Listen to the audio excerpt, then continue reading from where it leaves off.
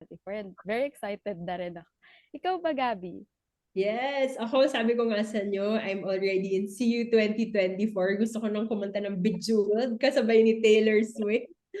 So I can also see that there are answers in the chat box saying na chapter close na din sila katulad ni Catherine.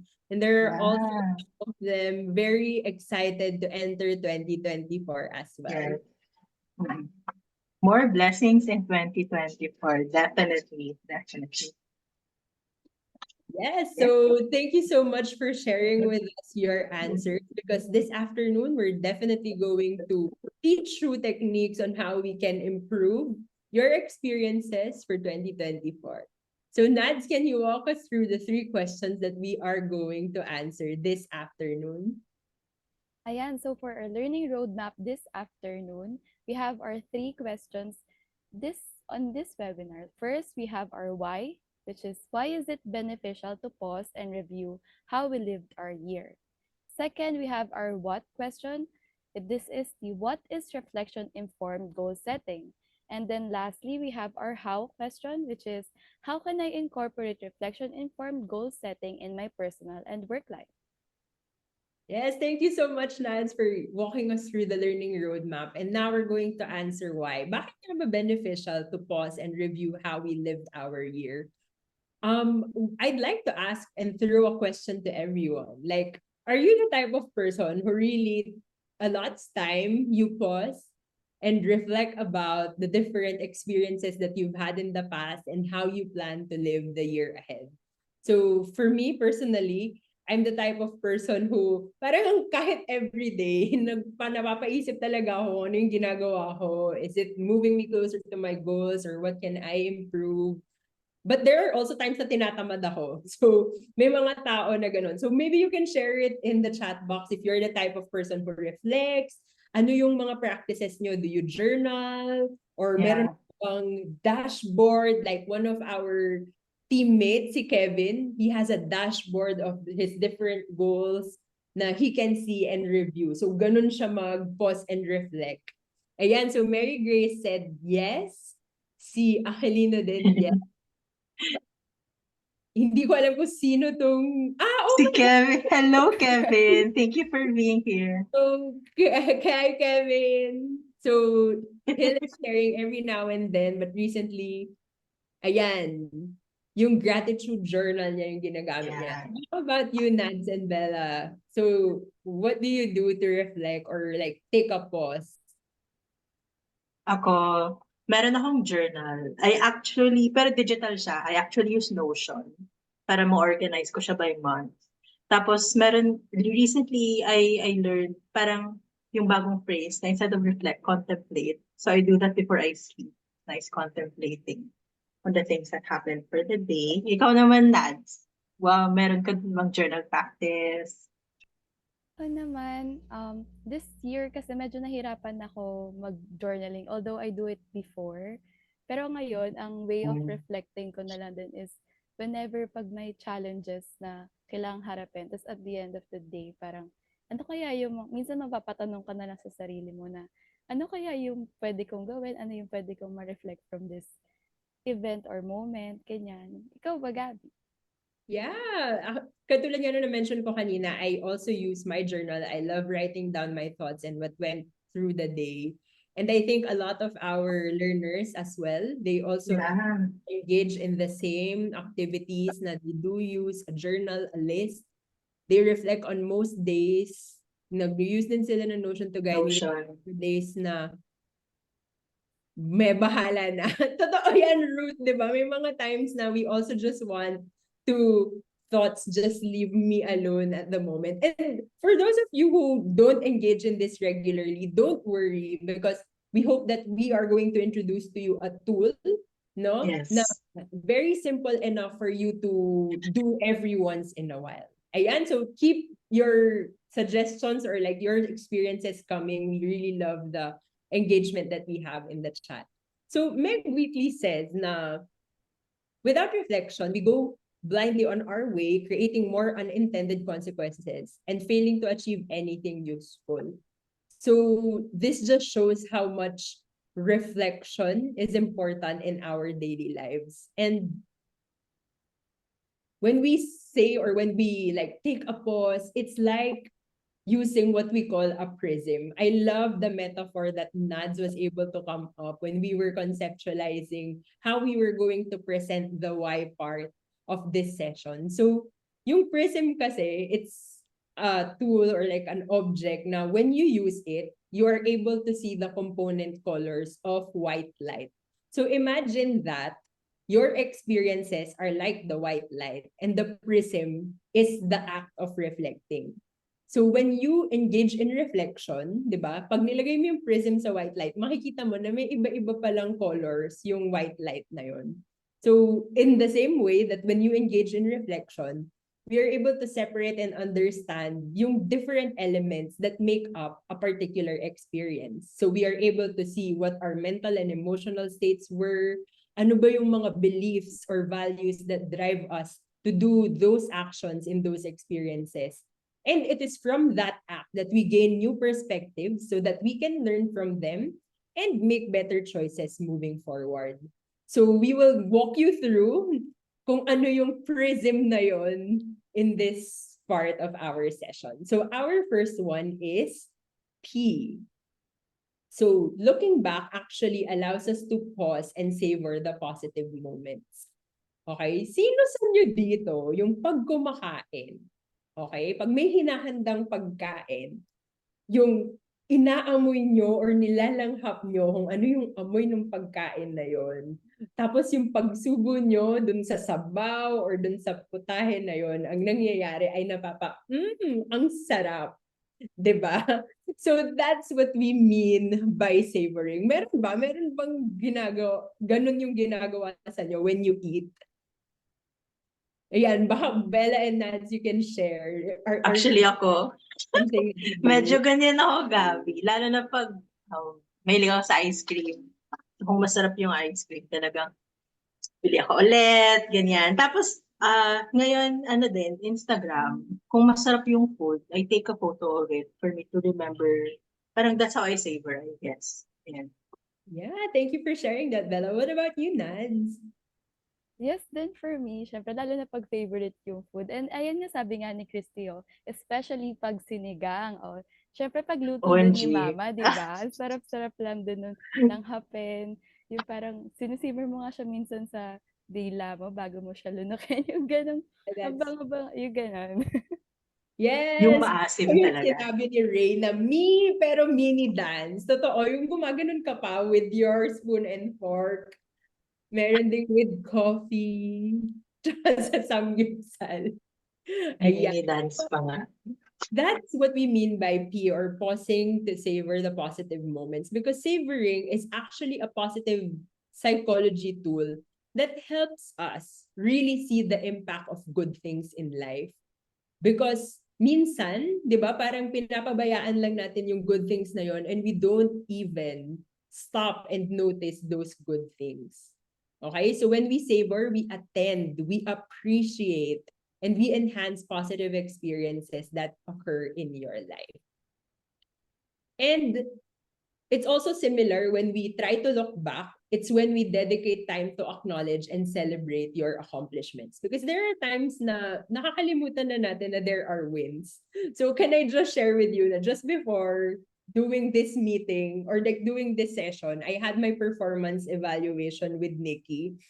And nagulat ako kasi nung nagre-recall kami, mas marami pa siyang naalala na wins ko kaysa dun sa sarili ko. Na parang ako, oh, I just feel that I was doing the bare minimum. Pero Nikki was like, no, Gabby, these are like evidences of what you've done well in the past year.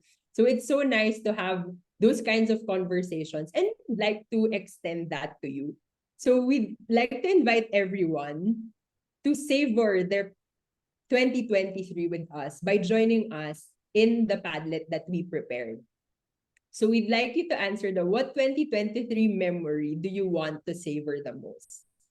Okay, sabi nga natin, one way of savoring is by recalling what happened. So minsan in the moment nasa savor natin siya. But right now, sa dami ng nangyari in the past 12 months, we'd really love for you to savor these moments with us. So, you can just quickly join us on Padlet. So, may makikita kayo dun sa lower right portion of the screen. You can just click the plus icon para pwede kayong mag-add ng photo, pwede kayong mag-add ng um, text. Okay, so may nagsabi na dyan na being a PW TND intern. Sino kaya ang nagsabi yan? So while we're waiting for their inputs, maybe we can ask, or tayo personally, we can share what our favorite 2023 memory is. Ayan, so Bella, maybe you can start us off. Favorite? Oh, marami kaming dogs sa bahay. So, I really wanna savor yung moments na I would play with my dogs. Parang they help me stay present. Yun yung akin. Meron ding nag-share ng PWM and the intern. Thank you for being here. Ikaw, Nads, kamusta naman ano yung mga 2023 memories na gusto mong i-savor? Ganun. Ako yung naglagay ng being a PWT and the intern. Okay. Kasi, ayun, grabe yung growth ko being an intern here in Positive Yeah. Workplaces, and sobrang ang sarap niya, pag napapaisip ako, ano yung greatest achievement ko this year, I would always think na feeling ko ito yun, yung pagiging intern sa Positive Workplaces. Ayun. How about you, Gabby? Ayan, sa akin naman, it's being able to meet different like-minded people who share the same advocacy. And alam mo yung mga taong mag-cheer and root for you as you go along the way. Ayan, so tingnan nga natin, ang daming keep your entries coming. Pwede kayong mag-post ng picture if you're comfortable, but we'd love to celebrate all these good memories with you. Okay, ayan. Someone adopted a cat, Gabby, sa chat box. Wow. They adopted a cat this year. Merong isa naman, they became a mom this year. We're celebrating you and Congrats! being a father as well. Meron Ako din nakaka-resonate. engaged this Ay, year, sorry. oh. Yes. Ako nakaka-resonate ako sa going back to dance, joining an intensive to relieve my apprehension and reassure myself I can go back to dancing. Ako, as someone who also loves dance, nagigets ko yung feeling na yan.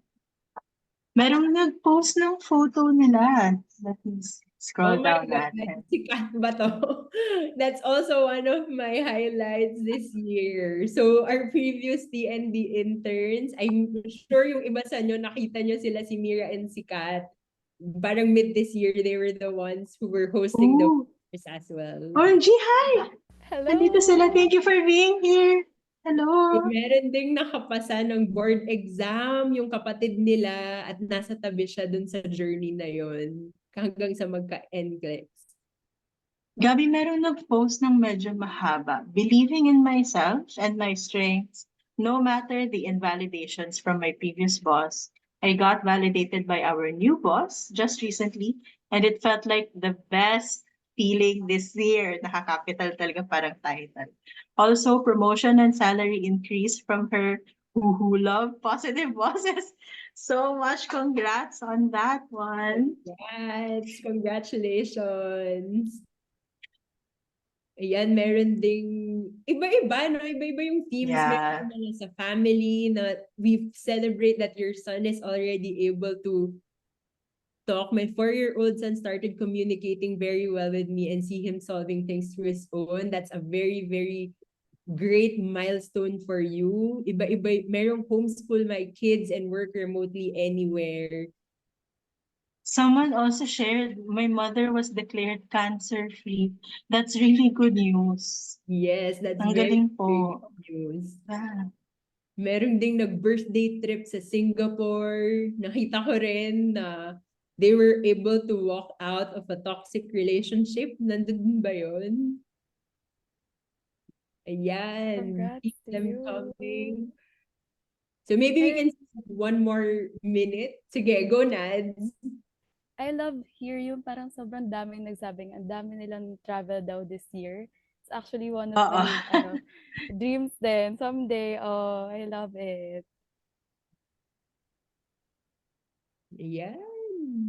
Meron ding nakapag-start ng sarili nilang coffee cart.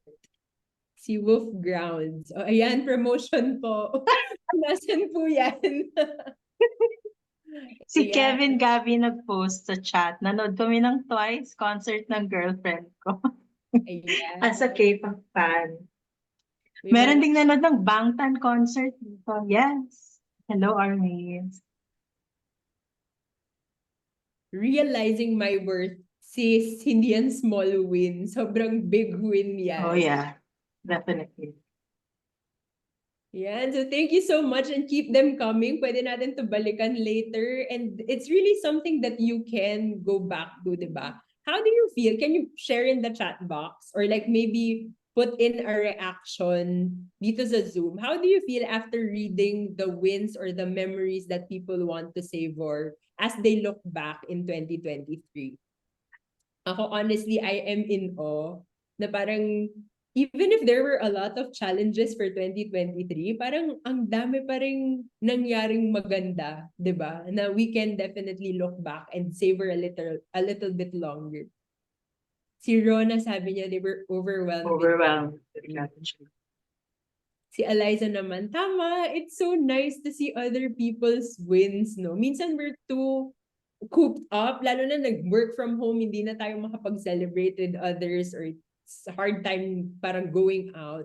So it's nice to see that there are little miracles happening everywhere.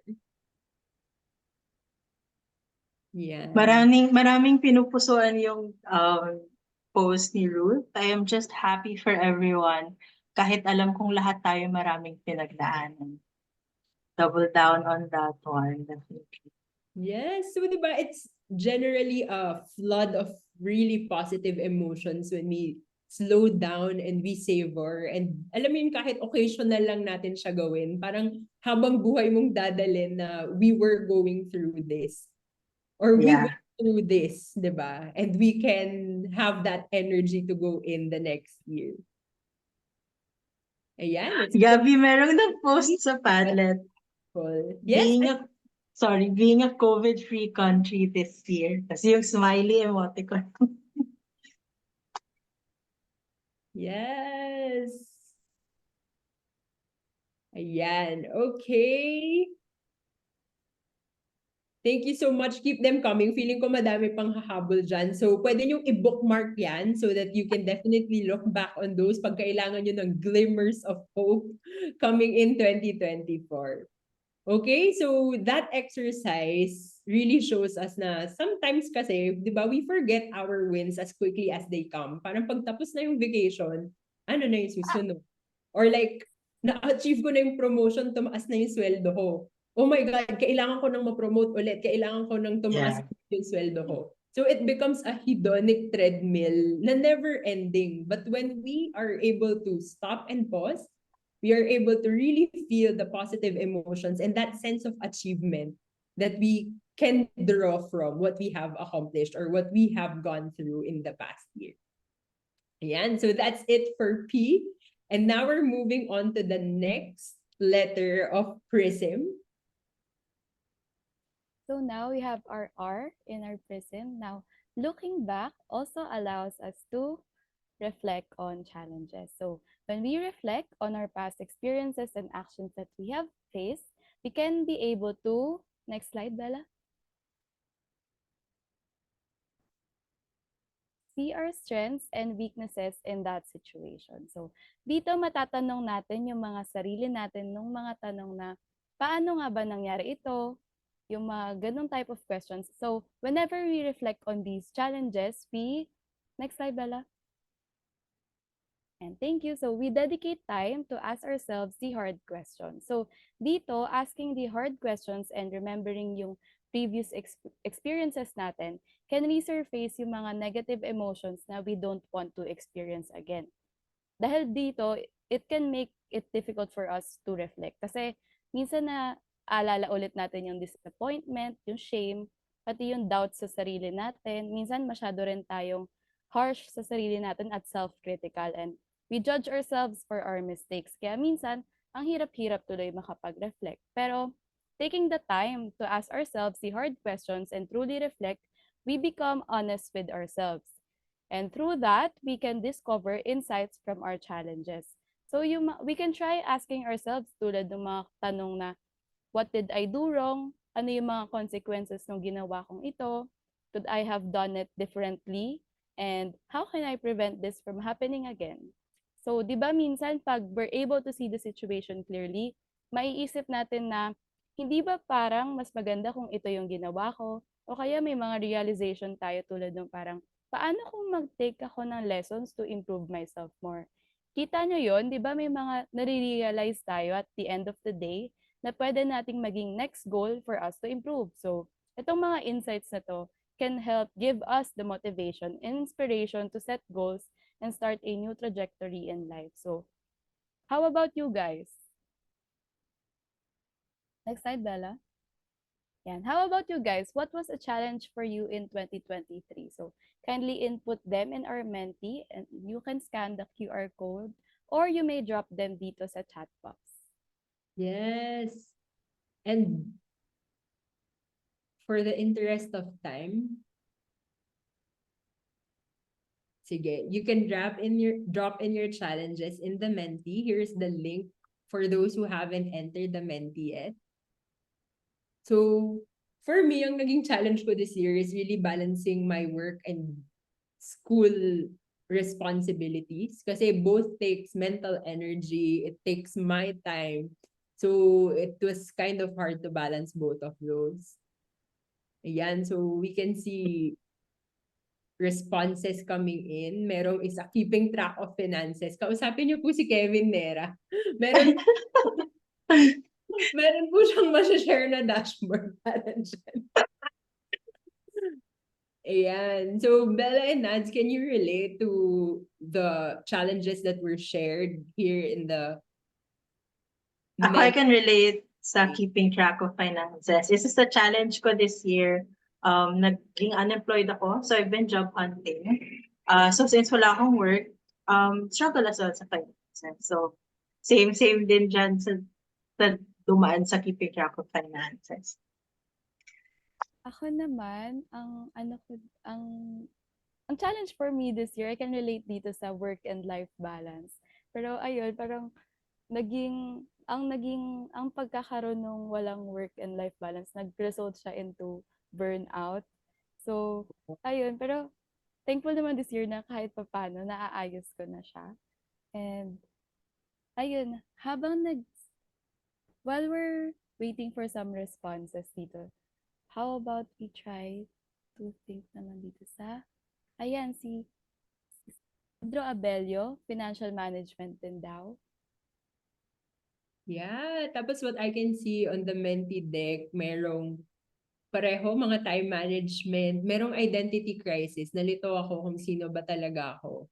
Why do I do what do I want to do? But that person is currently coping. So it's nice that you're able to be aware na you're feeling kind of lost, but at the same time you're doing something to not be as lost as you are. So meron tayong mga seeing myself worth. Parang may common theme ata na may finances. Merong adulting paying of bills. Yeah. Meron din sa financially challenged. Yeah. Bella, can you scroll down? Yan lang, I think, yung ano niya.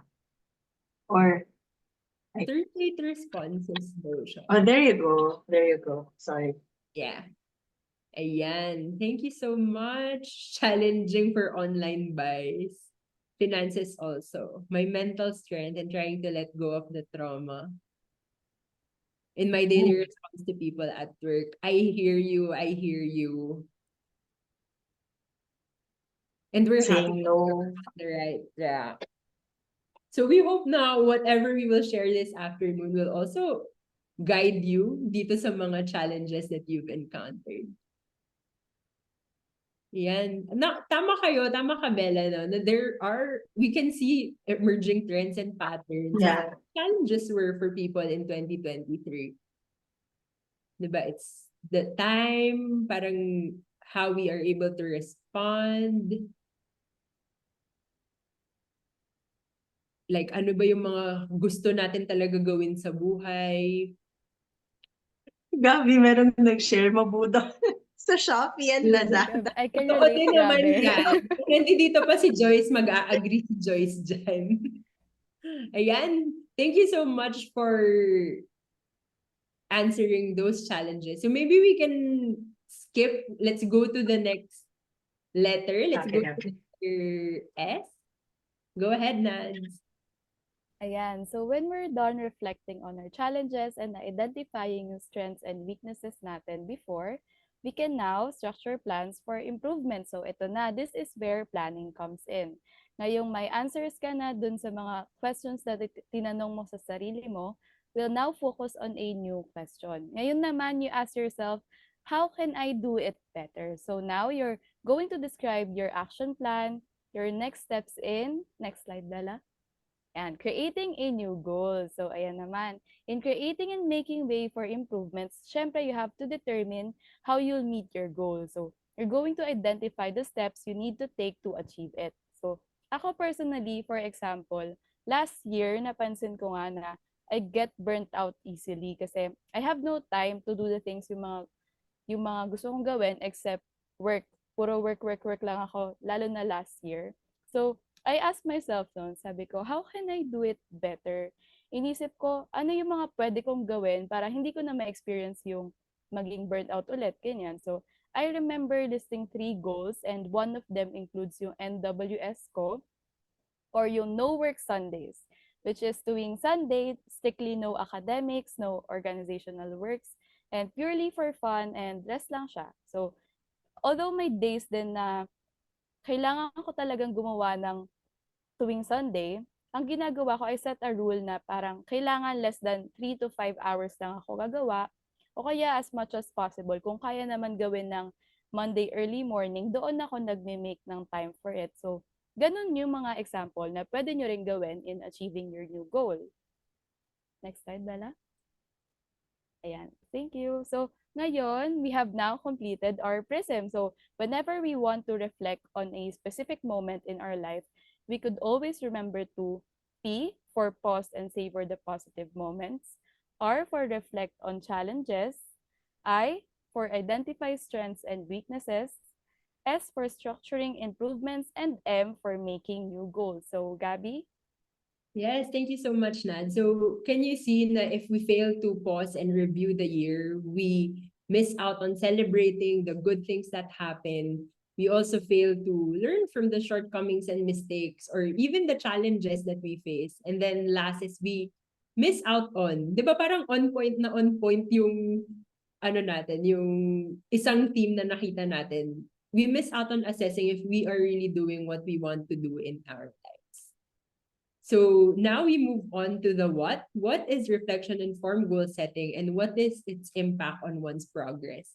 And we'd love to know, what were your goals for 2023? So you can head back over on Menti. You can share it in the chat box if you like. So next question. There you go. So what were your goals for 2023? So while we're waiting for people to log in and chime in their answers, maybe we can share our own goals. So this year, I can start this off.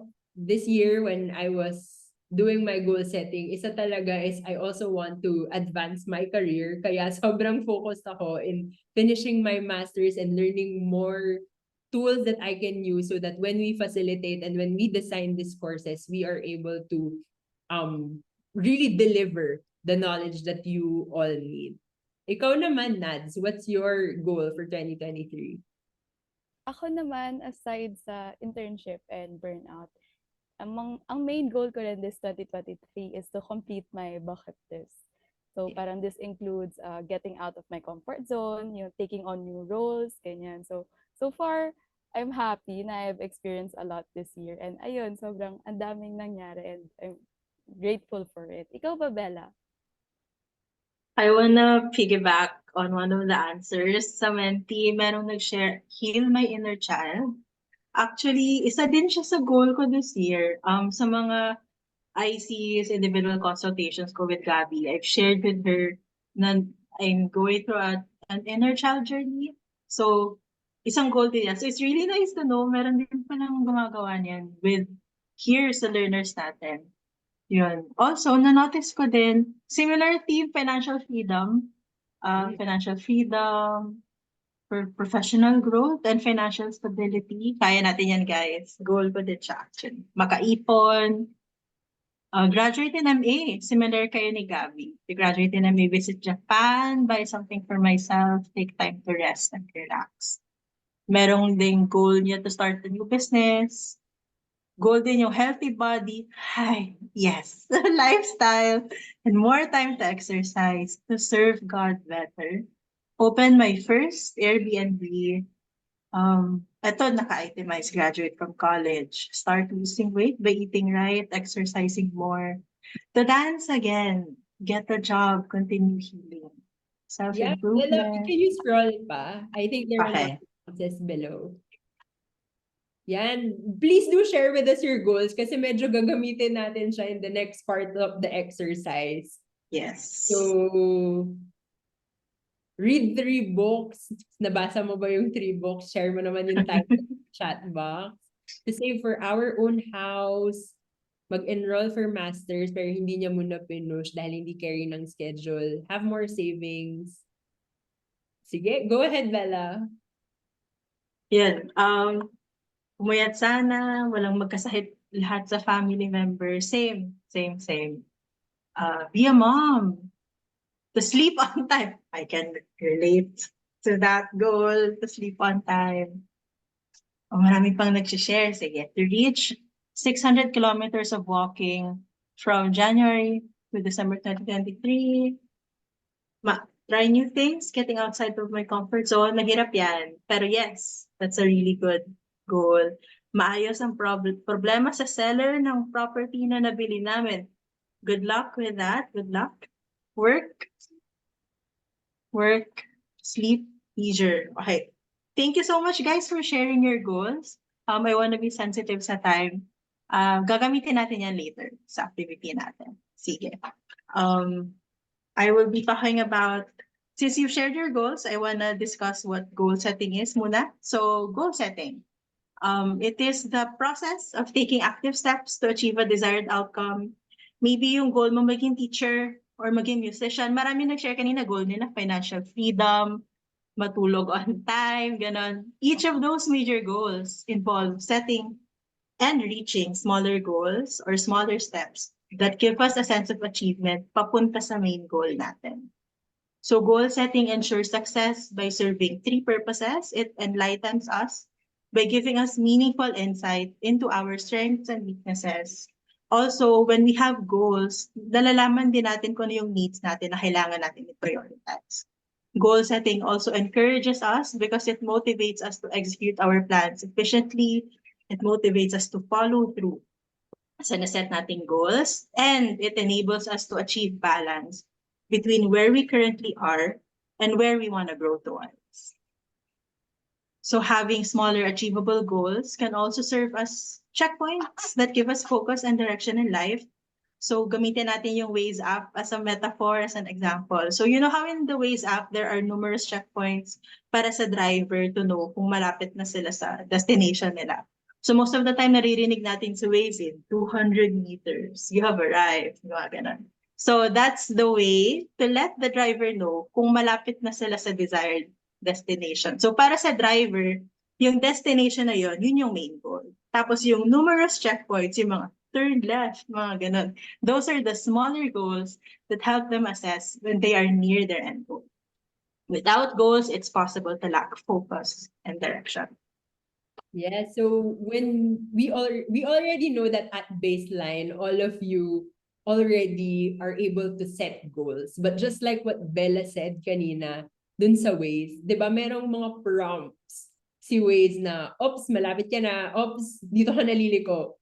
Okay, so when we engage, yun yung gusto nating i-add na layer of reflection when we are setting goals. Because when we reflect, it's like giving ourselves those little prompts na, oh, am I still following the route that I need to go to? Or do I have to go to a different direction already because it's no longer pointing me to the goal that I like? So that act of reflection or the conscious examination of our past experiences, where we are, ano ba yung mga beliefs natin or way of doing things, it's really something that we need to intentionally do and insert in our regular goal setting so that we will be able to achieve goals that are authentically us. Okay? So, when we engage in, sige, next slide please. When we engage in reflection-informed goal setting, we have to remember three things. First, we have to be curious and we have to be open to be able to reflect on and really learn from the experiences that we have. So, kung meron mang mag-come up na emotions such as shame or negative emotions regarding it, just welcome it. Huwag nyo silang pigilan. Don't let it parang rule over then. So, just acknowledge that those are coming up for you. And kanina nga sinabi natin, di ba, na when there are also wins, kailangan din natin silang i-celebrate and really recognize them for what they are because they are part of what we have to learn or carry on when we engage in reflective goal setting. And then, kailangan repeated yung reflection natin. Hindi siya pwedeng one time, big time lang mangyayari na, okay, dahil winalk through kami ni Gabi, ni Nads, at ni Bella, ngayong time na to na mag-reflect, ngayon ko lang to gagawin. Hindi. Pag gumawa na tayo ng bagong goal nyo, ng reflection-informed goal for next year, by January, we hope that you will repeat the process so that you will be able to see patterns and see opportunities where you can still grow so that you can achieve that desired outcome. And now that we know and we want all of you to engage in that reflective goal setting, we would like to welcome you to the Eras Tour. Just because the model that we found for this reflection-informed goal setting is what we call the ERA model. So tingnan natin, nasa ang era na ba kayo in your goal setting life? So the ERA model actually has three components. First is your experience. Next is reflection and then action. So let's go through them one by one. So as we said, when we look back, when we reflect, we would like you to identify ano ba yung mga significant experiences or significant goals that I set for the previous year or the previous month in my life and classify them as either a flourish or a flop goal or experience. So if you were able to win, kung nakita mo na, ay, kaya ko pang itaas to the next level, those are flourish goals. At kung medyo naging challenging, parang there are some days that you were able to do it, meron ding days na, bala na, you only live once, gagawin ko na lang yung gusto ko. Di ba? Pwede nyo silang i-classify as a flop goal. And then after that, after we do that, we have to engage in what we call, next slide, is the reflective or reflection. Okay? And we hope that you can carry yung vows na word with you. So these are some of the questions. We made it as simple as possible para pag nagre-reflect kayo, hindi siya yung, alam mo yung mga usual na sinusundan natin. Kasi marami kayong checkpoints na pwede gawin. But when we were trying to craft this, tiningnan namin how this works for us as well. And ano ba yung mga patterns na nakita namin across different goal setting frameworks. So first is, ask the question, does this goal mirror what I value? So di ba kanina nakita ko may mga nagsabi they wanted to be parents, yun yung mga challenges nila. Yung iba naman, it's financial freedom, gusto nila ng mataas na sweldo. May iba naman, I want to know what to do with my life. So when you start reflecting on those experiences or on those goals, you have to do a quick check. Does this mirror what I value? Or is this just something that I see in the media? Is this something that my parents are expecting of me? Are these things parang are these things really authentic for me when I do it? Lumalabas ba yung totoong ako? Okay? Because it will increase your motivation if it's really near and dear and really close to your heart. And then next is O, obstacles. Ano ba yung mga obstacles na na-encounter ko when I was at trying to achieve this goal. So for some of you, you were trying to save up siguro in the year. Kaso hindi nyo na-factor in na, oh my God, may inflation, pero yung sweldo ko hindi tumaas. 'Di ba? So, ano yung magagawa mo or like, what were the obstacles that you encountered when doing that particular goal? And then W, what actions worked for me?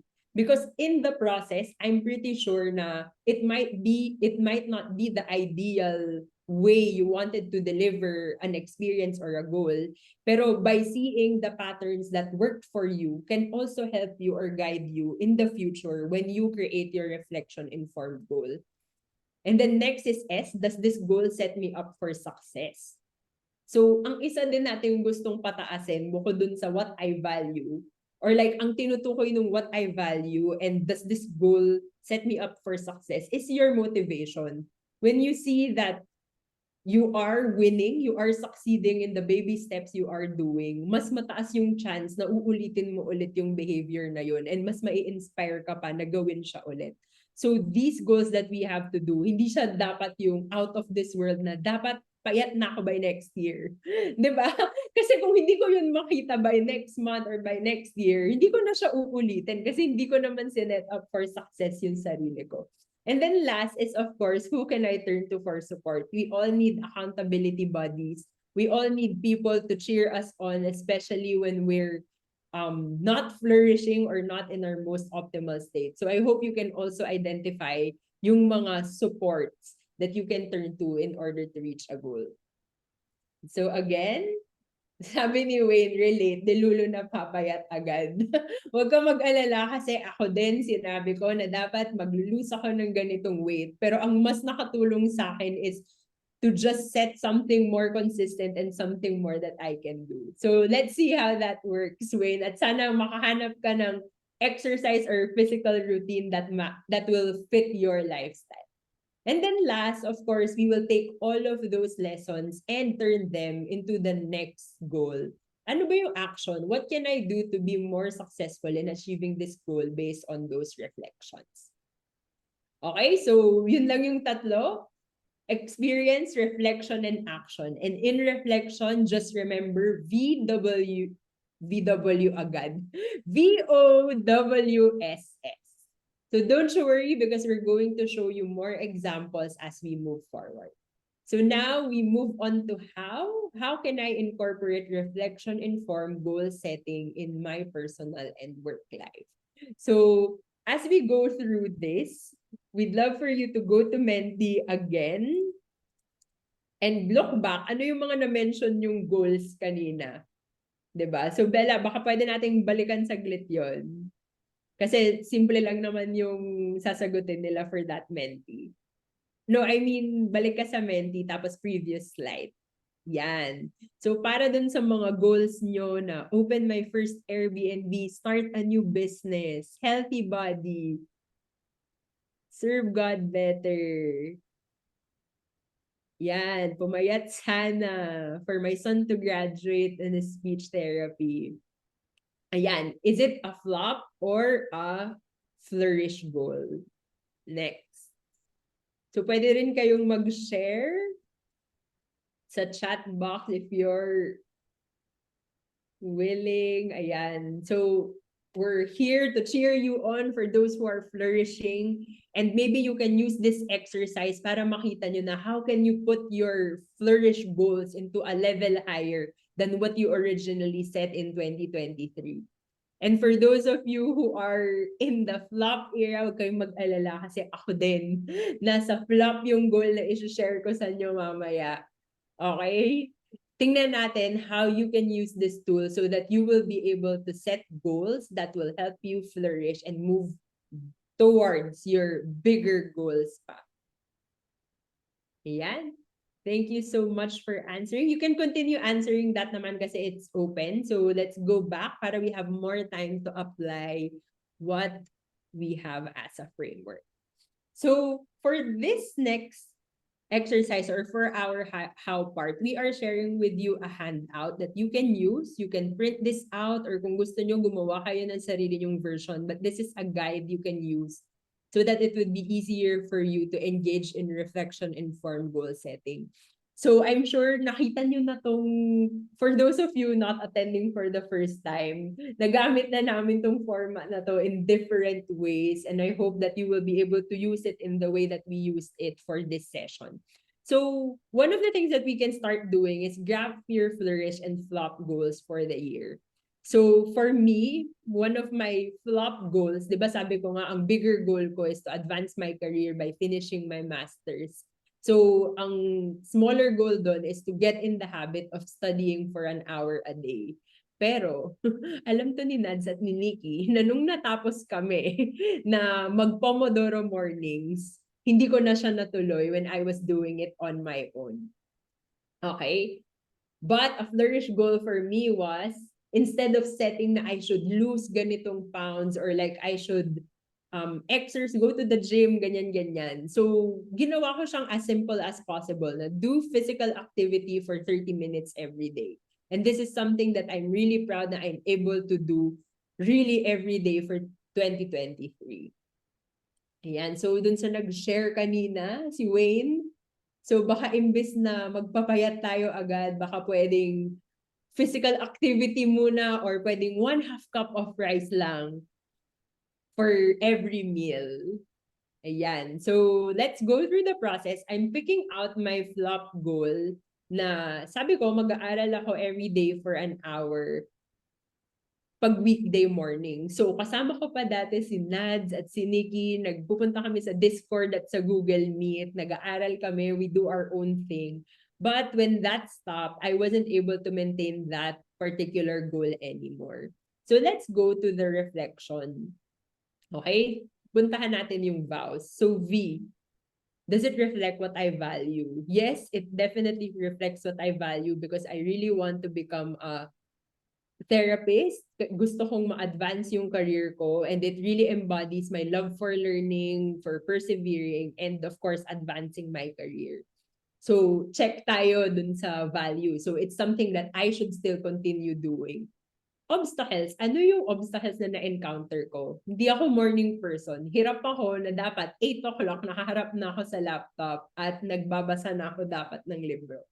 So, I also figured out that I need more time studying. Hindi siya pwedeng 1 hour lang for me. And then next, what work? In the event na kinailangan ko talagang magtapos ng material for my studies, what did I end up doing? I usually actually ended up studying with longer blocks of time in the evening after work. O, diba? Hindi siya yung morning na pinipilit kong umaga ako dapat nag-aaral.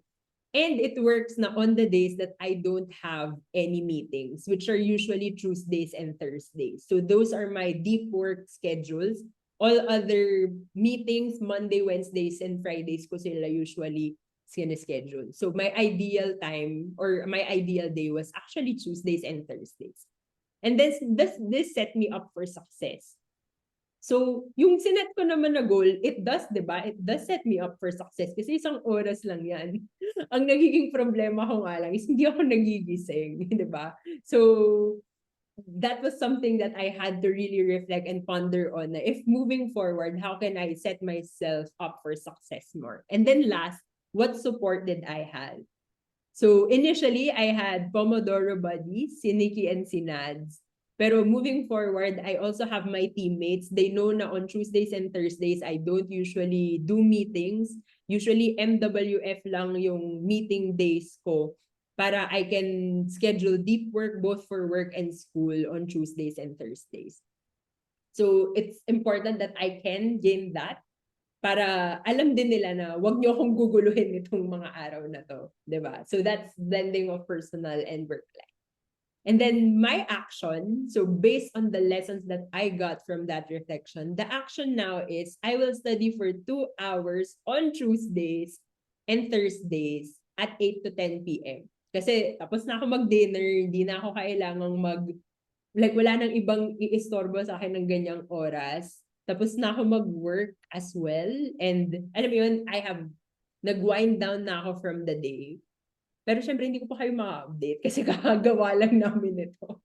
That's the next step na after na maging new goal or reflection-informed goal yan, ang mangyayari kasi sa susunod is yun na yung magiging experience ko. Once I try that out, okay, in the coming weeks, in the coming months, after trying it out, I also have to go through the reflection phase again and then see if I should maintain or ano pa yung kailangan kong i-improve so that I will be closer to my goal. Okay? So I hope na while I was walking you through that, may mga naisip na kayo na, oh, maybe this is the goal that I need to reflect on. So I would like to get input lang from the audience. So far, can you follow? Can you type in yes in the chat box if you are still with us and you can follow with the whole reflection process so far? Okay, so if there's any questions, please do let us know. And kung may gustong mag-volunteer na ito yung sinet kong goal for 2023, can you walk me through how I can reflect on it? Please do let us know in the chat box. So thank you. I can see a number of yeses there. Okay, so para mas maliwanagan pa kayo, I'm inviting Bella to share her story as well so that you can also see another example of the reflection-informed goal setting. Yeah, go ahead, Bella. Yes, Gabby. So yung akin naman, I'll try to make this quick. Yung specific experience ko, I had difficulty following through sa morning routine ko nung pandemic kasi biglang nag-work from home setup tayo lahat. Yun nangyari. So, while I was reflecting, na-realize ko I needed to establish a new routine or a more structured routine during the pandemic. Bakit siya nawala? Bakit ako nahirapan? Kasi nawala yung original trigger ko. So, para ma-trigger yung morning routine ko kasi pre-pandemic, I would need to go out of my apartment. So pag kailangan kong lumabas pupunta ng office, or kung weekend may gala, tas ako kasi I attend dance classes. Kung may dance classes, yun yung trigger ko. Okay, sige, ito na yung morning routine ko, ganun. Going through yung reflection na process, does this goal mirror what I value? Yes, the pandemic actually helped me realize na mas kailangan ko ng balance in life. Importante pala yung balance para sa akin. I felt uneasy nung pandemic dahil sa work from home setup. Nawala yung routine ko and I needed to have more structure sa daily routine ko. Ano yung obstacles na na-encounter ko in achieving this goal? First obstacle, na wala yung original trigger, which was going out for work or going out for hobbies. Another obstacle, yung disposition ko mismo ng pandemic. It was difficult for me to wake up in the morning. It was difficult to motivate myself to work every day kasi I was languishing. Nag-trend yung term na yun nung pandemic, yung languishing. So na-experience ko yun. Ano yung actions that worked for me in achieving this goal? I needed a new trigger. When I was reflecting, yun yung na-realize ko, I needed a new trigger. And I realized that I needed to have small tasks that could give me a sense of accomplishment. So nag-habit stacking ako to continue yung feeling of accomplishment. So after finishing one task, it will trigger the next task. Tapos, nung time na yun, I was also watching yung interviews ni James Clear. Sa kanya ko kasi natutunan yung habit stacking. So, yun siya, after finishing one task, it will trigger the next task. So, yung first step ng new morning routine ko was organizing my bed. First thing in the morning, the moment I wake up. So, finishing that task will trigger the next one, which is brushing my teeth. After brushing my teeth, it will trigger another task. So, nagkakaroon na ako ng flow, ng structure. I did that every day until it became a routine. So, did this goal set me up for success? Definitely it did. Having a structured routine definitely gave me a sense of accomplishment sa start ng araw pa lang. Ngayon, it's been 4 years since the start of the pandemic. My morning routine has definitely improved. I've added more tasks in the routine, so mas marami na rin akong natatapos right after I wake up. And it helped my self-esteem as well. Kasi nakikita ko na I'm taking care of myself and I wasn't languishing anymore. Ano yung support system? I was living alone actually sa apartment. So yung support na nakuha ko was from myself. I had to avoid criticizing myself sa mga araw na hindi ako nakaka-follow through. And there definitely were days na hindi ako nakaka-follow through. So I had to be forgiving towards myself. Yun yung support na nabigay ko sa sarili ko ng time na yan. So ano yung bagong action ko for this reflection-informed goal? Next, yeah. The new action is fixing my bed, which is the new trigger for my morning routine because I needed a new trigger for me to not languish, for me to have a new morning routine. Ayan. So that's my specific experience for this era model. How about you, Thank you Nan? so much, Bella. Bella, I have a follow-up question. Sige, go. Move on to Nad's example. My question is, how did you find how did you feel when you were trying to come up with the reflection for How the did I firm goal setting? Yeah, how did you find the process? Hindi siya one time.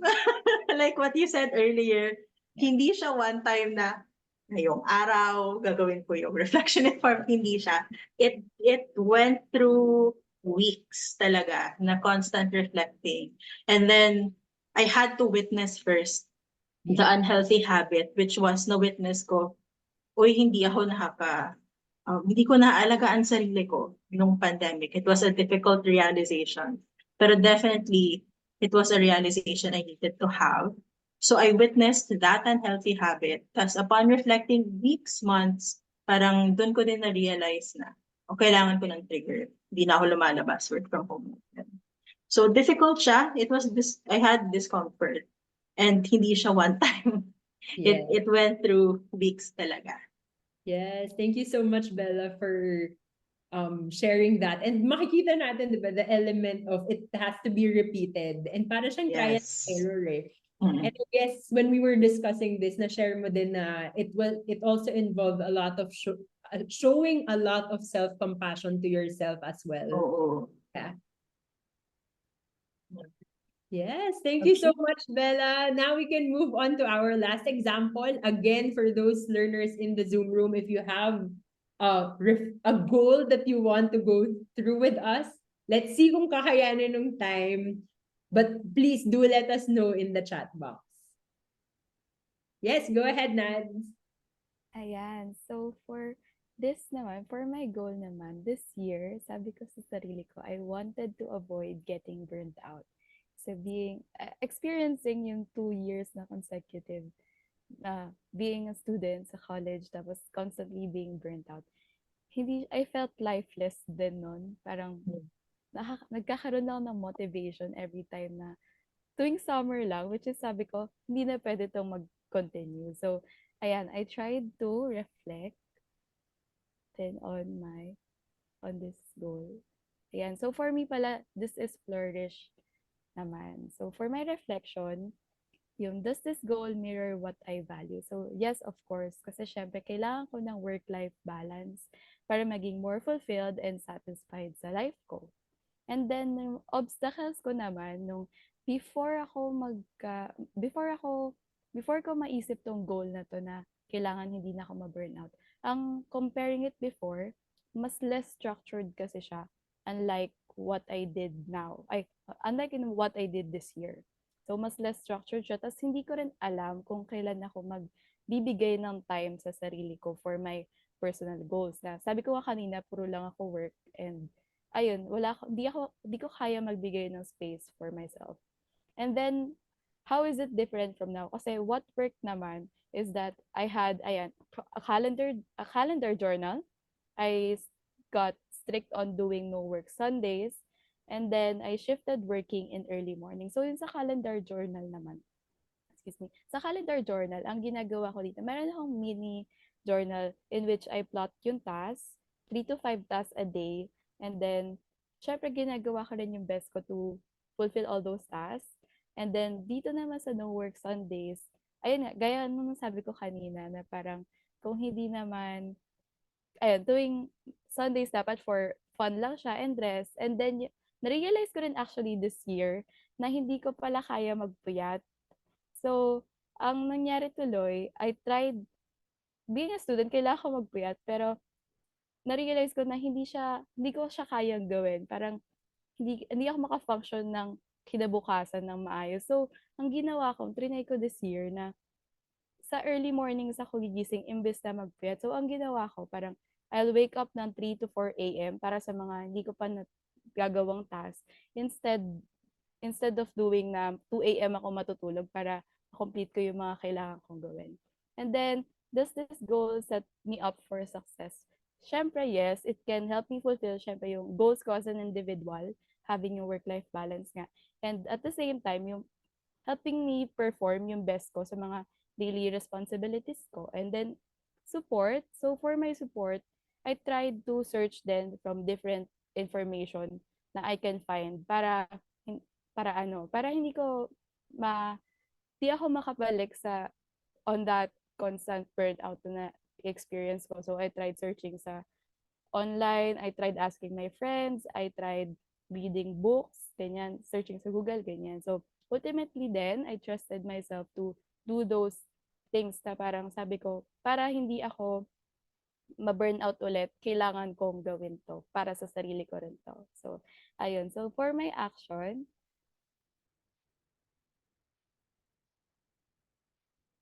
ayan. So, overall, yung action ko after this reflection is that na-realize ko na I will maintain yung energy ko at my personal optimal level. So, ang ginawa ko lang, ang main na naging realization ko talaga is that I know when to stop for rest. I prioritize na yung rest ko over all those na, ayan, para overall, pag ang mauna talaga sa akin is yung mental health ko na, and then yung rest ko. And then, syempre, you can do naman pa rin yung tasks and responsibilities mo, pero wag mong kakalimutan yung sarili mo pag kailangan mo ng rest, kailangan mo ng time for yourself. So, that's it for me. Ayan. Yes, thank you so much for sharing that, Nads. And I think kung meron man tayong students dito sa audience, may mga nakarelate ba dun sa shinare ni Nads? You can say yes. Nawala na ako ng emoticon or ng ano no? Maybe you can type in yes in the chat box if you can relate. Parang ako nung sinishare din to initially ni Nads, parang ako, oh, this is a reminder that I should also be mindful that I'm maintaining my energy levels at an optimal level for me. Ayan, si Mary Grace nakarelate din daw siya. Ayan, thank you so much, Nad. So far, now that we've gone through the three components nung era model na sinasabi natin, the three elements, we'd love to know from each and every one of you, meron bang sumunod sa amin while we were discussing? Like, did you use the handout? And when you use the handout, can you share with us what are the reflection-informed version of your 2023 goals? Ayan. So, let's open the Menti again. I'm sharing the link in the chat box. But kung merong gusto mag-share, if there's someone who want to share, kung gusto nyong i-go through natin in one of your goals, maybe we can do one. So you can just raise your hand so that we can unmute you. Pero okay rin lang if you want to simmer with what you heard this afternoon. Diba? Kasi it also takes time. Sabi nga namin when we were doing this, it took a lot of patience. It took, diba, ilang days din nating inisip na how do we, parang what were the obstacles? It was about finding patterns for each of those experiences. Diba? Lalo na yung mga obstacles, ano nga ba yung nag-work nung ginagawa ko siya? Or like when I felt shame, 'di ba? How did I handle that shame because I wasn't able to do it? Dapat ba itigil ko na lang 'to or may mga tao ba na nag-support sa akin na gawin 'yon? So it had a lot to do with that intentionality and really consciously reflecting or going back to your experiences. Yan. So I feel I feel that either people are still thinking or they're still typing that it's not an easy feat, diba? Yeah. Bella, did you want to add something? I wanna double down on what you said and what I shared as well na hindi siya one time For me, it took me months talaga. Also, it took me the moment to be able to realize yung unhealthy habit ko. Kasi I feel like kailangan ko talaga siyang ma-witness. Parang kailangan kong malaman na, oh, this needs to stop. Parang ganun. And then reflecting din na, oh, how can I, ano yung pwede kong magawa? Ano ba yung important sa akin? I mean, what do I value? Bakit uneasy ako? Kasi hindi ko siya napapractice. Parang ganun. Yeah. So yeah, definitely took longer than one session for Yes. me. Actually, Bella, something came up for me when you were sharing that. Na Yeah. even in our flourish goals, di ba? Parang when we reflect on it, minsan makikita natin na aligned pa ba to dun sa gusto kong gawin? Parang palagi Oo. akong pagod. Pero hindi ko nakikita yung light at the end of the tunnel. Di ba? Mm, So, yeah. maybe it's also time to reflect na, okay, I'm really excelling here, but is this still aligned to what I want to do? Or are Oo. there aspects of my life parang being held back because of me prioritizing this particular goal? So, ang Oh. ganda, diba? Kasi pwede siya sa flourish, pwede siya sa flop, pero it really depends on the individual on how they will use that tool in the different Yes. experiences that they. Yeah. Oh, someone shared. Oh, thank you for sharing. I wanna read yung I wanna honor and then read yung sharing niya. Someone said na sa values reflected on their principles and virtues. Yung obstacles niya, they had to accept that some things you have no control, tama yan. What worked for them, they had to let go of the things they could not control. What did set them up for success? It gave them peace of mind. Ayan. Ano yung support na nakuha nila or kailangan nila ng time na yun? Find another routine. Is that development? And enjoy what life can offer. Ang ganda. Thank Yes, definitely. you so much.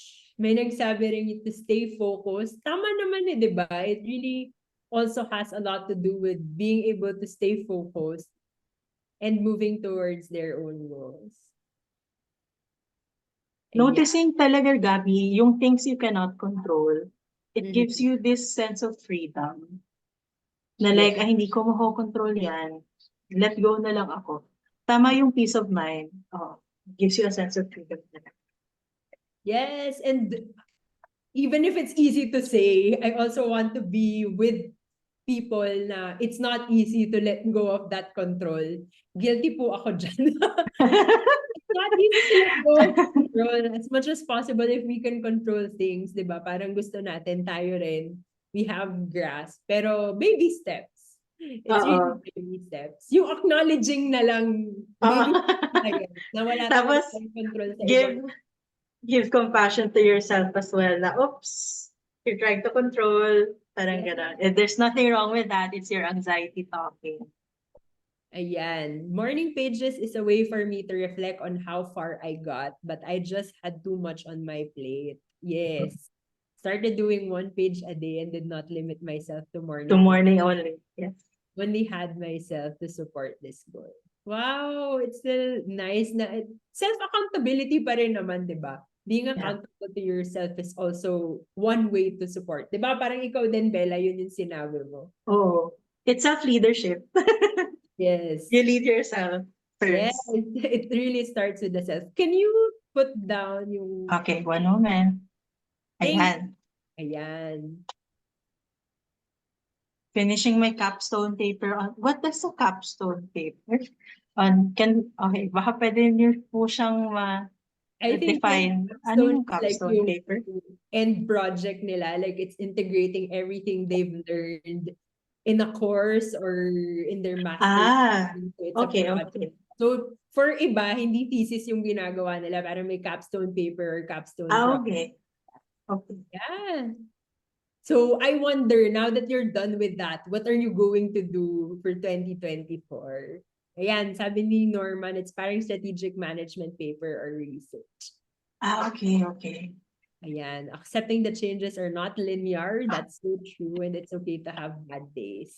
But that doesn't mean I am 2 steps backward from my goal. I am learning to be kind to myself.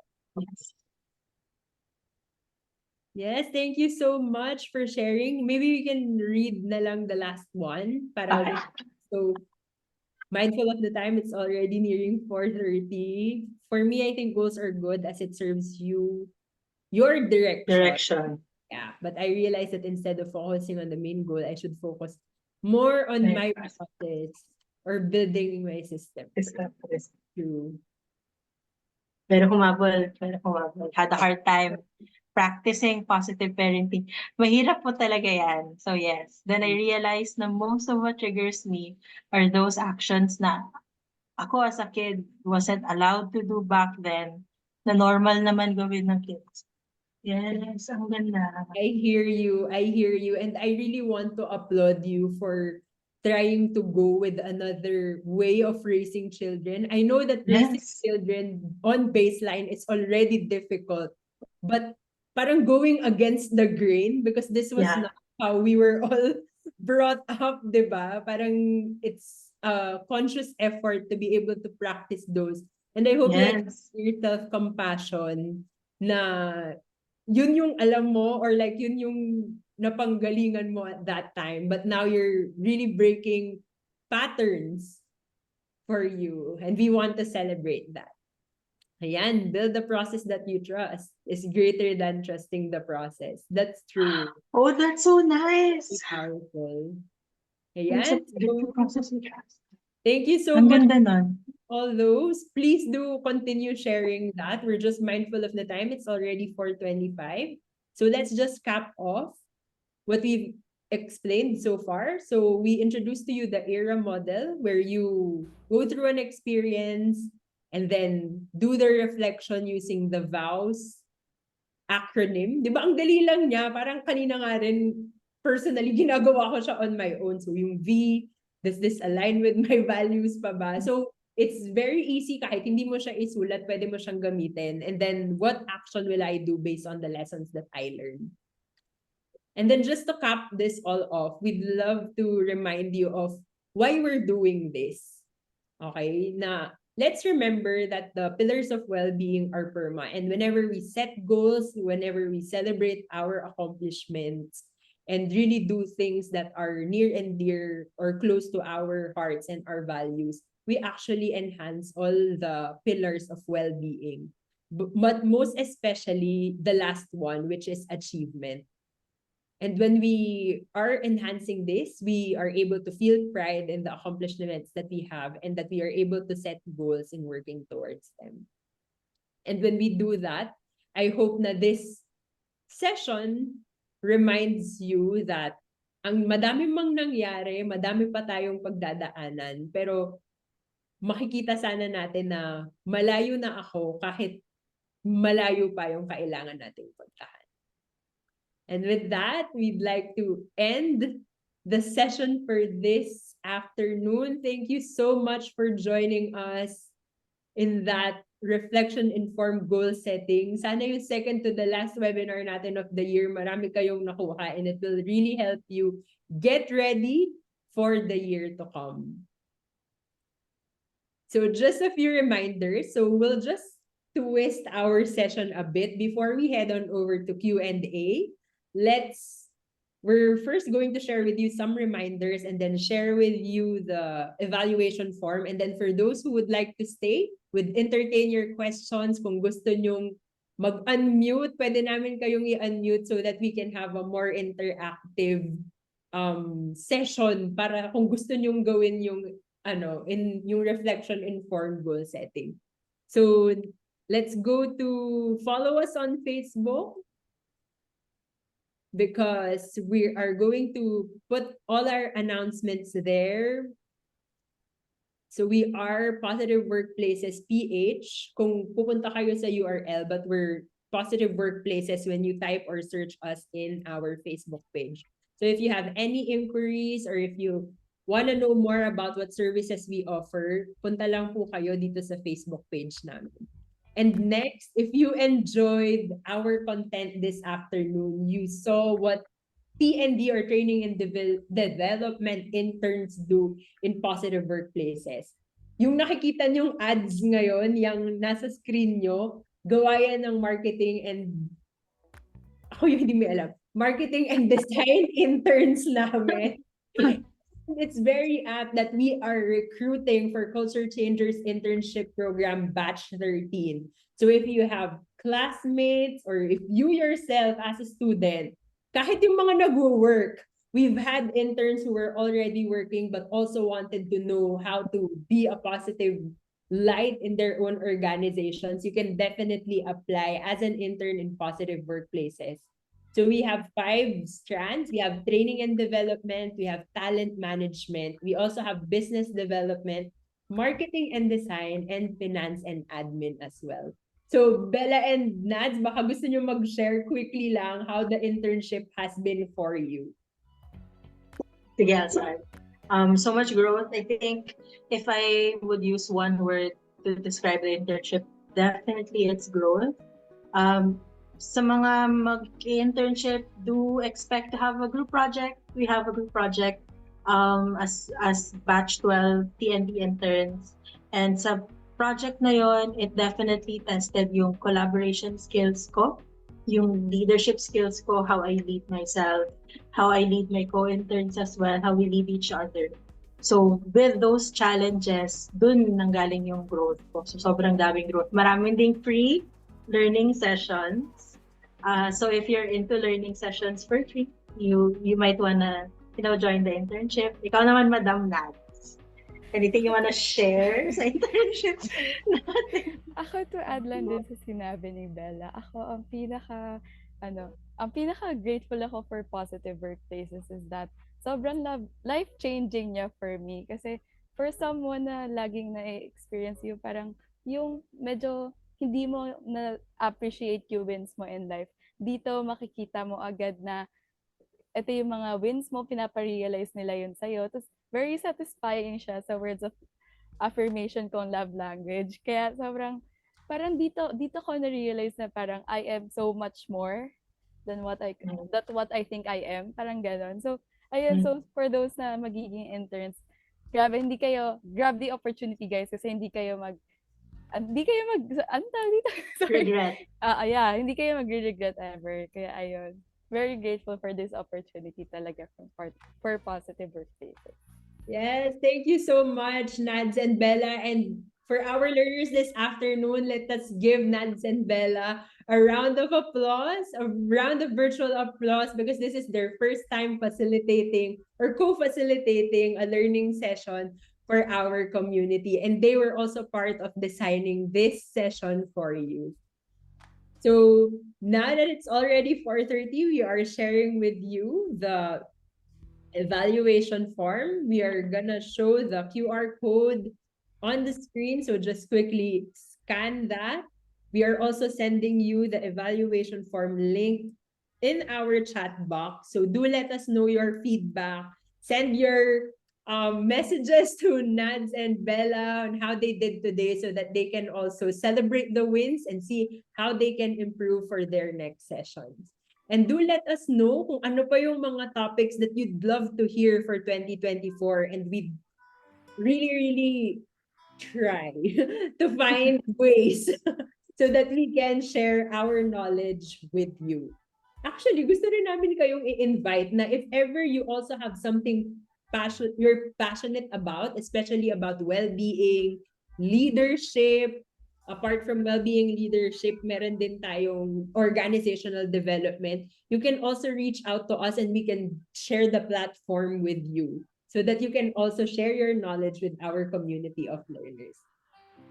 Ayan, Nads and Bella, while they are answering their post-evaluation form, and bago tayo mag-share ng Q&A natin, kamusta ang feeling nyo after the first co-facilitation workshop that you guys led? Thank you, learners. Thank you, guys, dito. Umabot tayo ng 230 plus kanina, actually, I noticed. Thank you for being so kind and for staying until the end ng webinar namin. We definitely enjoyed co-creating this for you guys. And thank you for holding space sa growth namin ngayon sa webinar na to. Ayan. For me naman, co-creating this session today, sobrang dami ko ring na-learn as an individual. And alam mo yun, sa pag-share namin nito sa inyo, ang sarap sa feeling na we're not only having this information to ourselves, ang sarap na parang lahat tayo mag-help din at makaka-use with this information. And ayun, so for me, sobrang excited. Kaya sobrang excited din ako kanina to share this session with you. And ayun, so hopefully guys, na enjoy nyo rin to webinar with us. And marami sana rin kayo natutunan from us. Ayan. Yes, thank you so much, Nads and Bella. Alam nyo, alam kong it wasn't an easy feat to, develop content and do research and really design something like this. But I'm very proud that you were able to accomplish this task for your internship. Ayan, so maybe now we can go back to our Q&A. So baka pwede na nating i-flash yung pigeonhole natin so that we can get more input, or like if there are things that our learners would like to ask, we can definitely entertain them at this moment. Yan.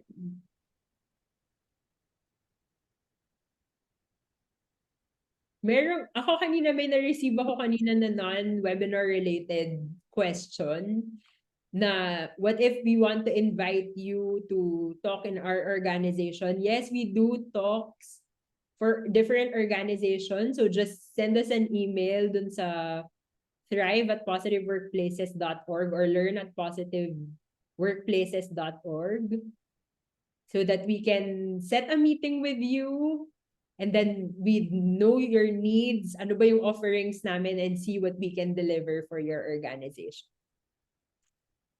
Yan. So, meron na pala tayong first question.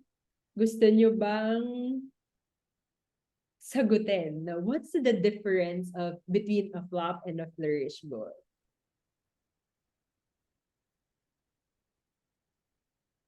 Sige, I'll take a jab on this one. Yes. Basing on what Gabby described kanina, flop is kung ano yung goal ninyo, ano yung goal natin. Hindi natin siya na-reach. Kasi diba yung goal natin, yun yung standard natin for ourselves. Tas hindi natin siya na-reach. So, kung magpo-performance management, I guess, comparing it to performance management sa workplace, hindi na-reach yung goal ng isang department, kaya siya flop. So, yan, pretty much ganun. Ano yung flourish goal? Naabot niya siya. And then, if you feel like what Gabby described kanina, pag naabot yung goal, feeling mo, kaya ko pa itong up another notch, or sige, nakaka-exercise na ako ng 30 minutes a day, kaya ko pa itong i-improve. You have that sense of accomplishment.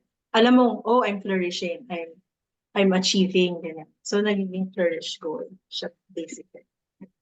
Yes, thank you so much for that, Bella. So basically, yung mga sagot nyo na kanina, 'di ba, parang yung mga na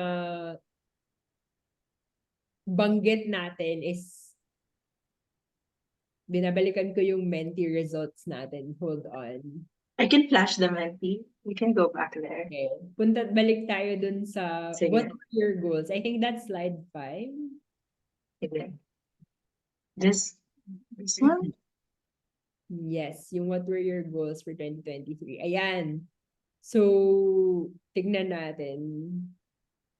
Halimbawa, you open my first BNB, were you able to open your first Airbnb? Were you able to purchase? Or may mga small steps ka ba na na-accomplish towards that big goal? Kasi parang opening your first Airbnb is actually a big goal.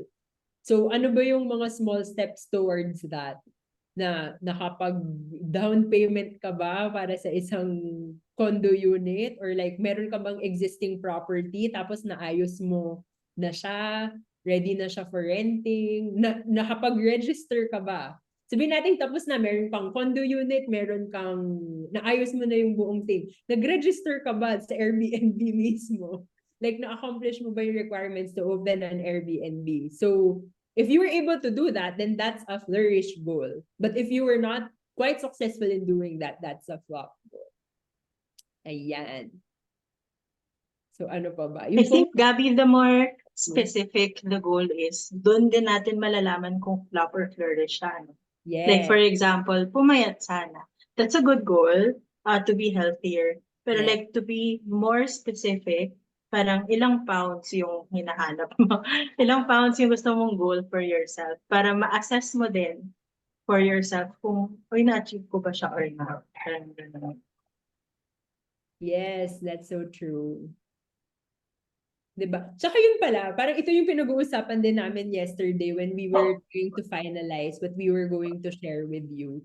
Na there are a lot of goal setting frameworks, but we'd like to remind you that the best goal setting framework will be the ones that actually work for you. Yes, kasi we can share with you our own practices, but ultimately, ano ba yung nagli-lead sa'yo para ma-achieve mo yung goal na yun? So, it will require a lot of reflection, as you've said. So, it's actually up to you on what you will do, what you will use, and how you're going to use it. Yeah, maybe you can go back to... Okay. Thank Ayan. you to the person who sent that. Here's another question.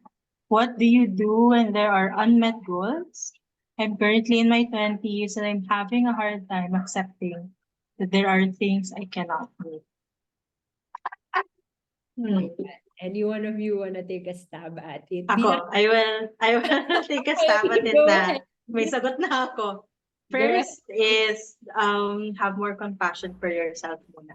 I think that's the first step. Acknowledging na hindi niyo siya naabot is really good. Pero after that, parang as much as possible, try not to produce unproductive shame towards yourself as well. Kasi I know sometimes we are our worst critics din eh. Pero when we're shaming ourselves, parang hindi rin kasi tayo naging productive. So, have more compassion for yourself muna. Tapos, I really wanna refer back sa webinar namin. After that, when you've downloaded our handout, gawin mo na yung reflection. Ano yung, kahit hindi mo siya naabot, ano yung obstacles mo?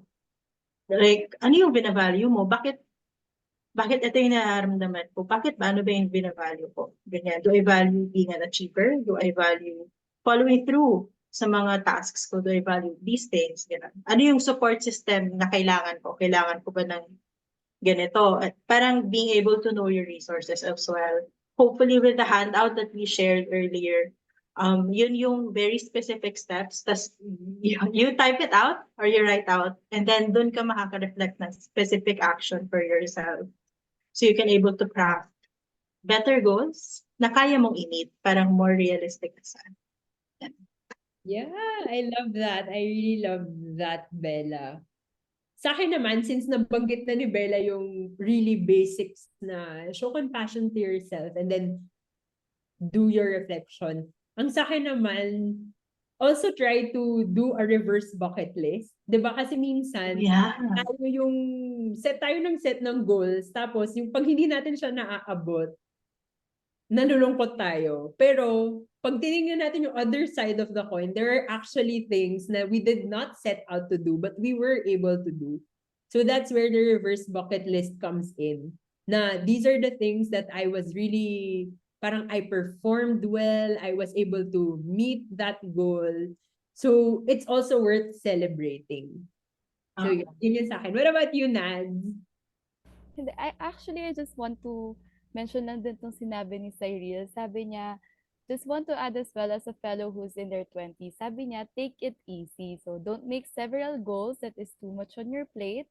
Just make goals that you know you can achieve per year. Even achieving one goal per year is already enough, especially when the time and effort you put in is much more you thought you couldn't give.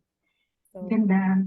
ang ganda. Tapos, parang ayun lang din, parang feeling ko ano siya, like, pag may long-term goal ka rin kasi, you try lang din. Ayun nga, parang trial and error. You try until you succeed.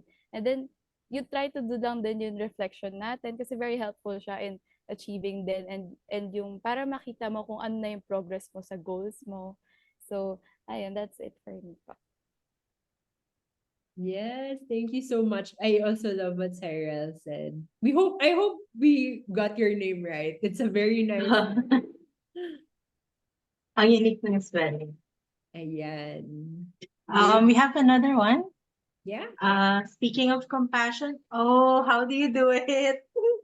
In a world full of success na available sa different social media platform, this is so hard. Thank you for answering. Ako na mauna dito.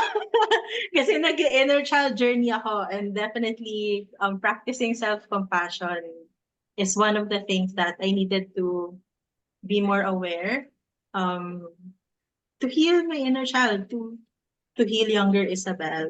So I'm Isabel, ganyan. That's my real name. If na-mention ng learner na ito na in a world of success na available sa different social media platform, I wanna narrow in on that. If for you, compassion is deactivating your social media, that is how you show compassion for yourself. Parang only open your messenger or only open your work, kung may Telegram kayo sa work or Viber, during specific times, parang being able to set boundaries. Kasi yun yung kailangan mo para hindi ka mag-spiral down sa comparing yourself sa friends mo. Then that is how you show compassion for yourself. I wanna double down as well on what Gabby said. Parang we can always share different frameworks with you, pero always know, listen in with yourself, what works for you. Kasi yun din yung alam mo na, oh, this works for me. This is compassionate for me. Ikaw, Gabby. Napaisip din ako. How do you show? Napaisip ka. Magde-deactivate ka ba, Gabby? Actually, no, I mean, hindi na rin ako masyadong nag-social media talaga. Pero in terms of siguro more doable self-compassion, alam kong madali siyang sabihin. Kasi we've also had a session. If it's your first time attending this, meron din kaming mga naging self-compassion session. So maybe you can head on over to our YouTube channel para you can also see how you can practice it. Pero siguro at baseline, what I want you to do is to recognize what kinds of feelings come up for you whenever these, halimbawa yan, whenever you look at something in social media, what feelings come up for you? Ano yung mga nangingibabaw na feelings? 'Di ba? And then try to dig deeper. Why do you think you're feeling that way? 'Di ba? Parang for some, siguro pag friends natin, 'di ba, pag nakikita tayo na may success sila, talagang we're also very happy because we know that they are moving towards their own goals. Or minsan, kung makaramdam ka rin ng sabihin mo, ay, ba't parang naiinggit ako sa kanya? Maybe it's also something that you should be curious around. Na, bakit ako nakakaramdam ng inggit dito sa post na nakikita ko? So, Ano yung natitrigger? maybe it's because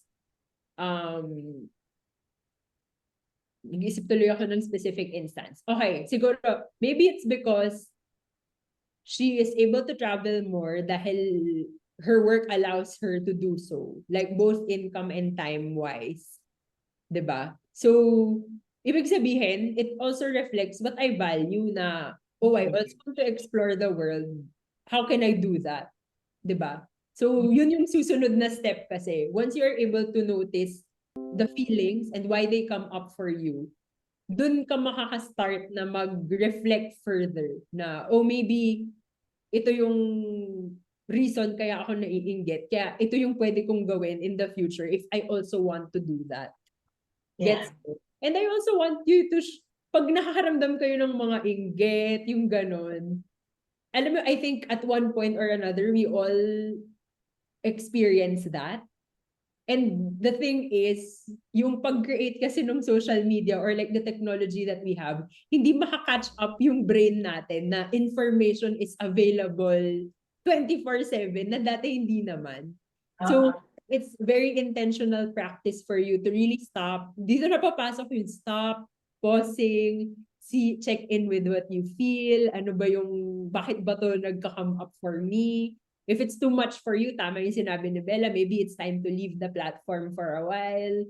Alam mo yun, and do something that will also, ikaw din, i-recognize mo kung ano yung wins mo.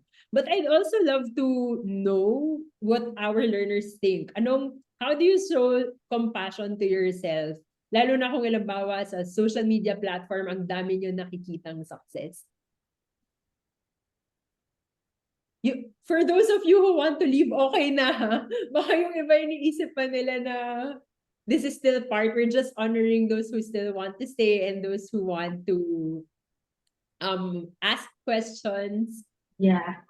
If Yeah. anyone wants to unmute, May gusto ko meron. i-add na ano. Go, Yes, madam. go na. Like, kasi, nung nakita ko tong question na to, I remember, meron talaga akong moments na I suffer from imposter syndrome. Lalo na pag yung mga peers ko, parang sa batch ko, ganyan, nakikita ko, ganito na yung naabot nila, ganito na yung role nila. Tapos parang, para sa akin, ang ginagawa ko lang din nun, I feel what I want to feel. Ganun muna for a while. And then minsan, I use it to my advantage na parang, iniisip ko, ito ba yung next goal ko na gusto kong ma-achieve? Or parang, what if gawin ko tong goal ko? And alam mo, meron naman kasi talaga as desire to improve. Tapos parang, ini-evaluate ko lang kung, parang does this add value to my life? Parang doon papasok yung Yes. V eh. Parang, gusto ko ba siya ma-employ sa life, sa buhay ko? And magagamit ko ba to in the future? And then parang unti-unti, if yes yung sagot ko doon, parang ayun na yung next goal ko. Doon ko na itatry na i-achieve yung goal ko na yun. And then minsan naman pag may days na parang feeling ko naman na hindi ano tawag dito? Wait lang, sorry. Pag parang hindi siya pag feeling ko hindi naman, edi parang I feel lang yung emotions lang again. Tapos parang, kung ganyan talaga sila, edi good for them. Kasi, one thing din pala dito sa question nito is to stop comparing yourself to others. Parang, Totoo. although hindi mo mapipigilan yon, the only person that you should compare with is yourself. Parang kung nakikita mo sarili mo na parang, ay gusto ko nito, meaning parang gusto ko pa mag-improve. So you do that for yourself. Parang there are different versions of success naman eh, 'di ba? So parang ayun, if you wanted it for yourself na parang ayun yung next goal mo, ayun yung pwede mo nang i-work on. So, ayun na po, friend. Yes. So, iba-iba. Nakita nyo, tatlo kami dito at iba-iba lahat yung sagot namin in approaching or showing how you show compassion for yourself. So, kung meron gusto pang mag-share sa inyo of what your tips are, how you also do it for yourself, please do share it with us. Kasi baka mamaya kami pala yung may matutunan rin from your end. Ayan. So, Bella, do you still have questions? I wanna read actually yung shinare ni Ruth sa chat. Ang hirap maging compassionate sa sarili pero whenever nafe-feel ko na naman na I am on my down moments, I look back sa 8-year-old me and suddenly mas bumabait ako sa sarili ko. Hindi ko alam kung coping mechanism ko yon, but it works for me. Yeah. Actually, parang ganyan yung inner child journey. We actually visualize our younger self. So, mas bumabait din tayo. Because we're sending love to our younger self. Napapashare ako dito. Pero yes, thank you, Ruth, for sharing that. That's a nice thing. That's a nice practice that you do. Yes, thank you so much for sharing. Dumami yung question. Siguro we can do last two kasi it's already almost 5. Sige, sige. Ayan, so tingnan natin. May pareho ba? Hmm.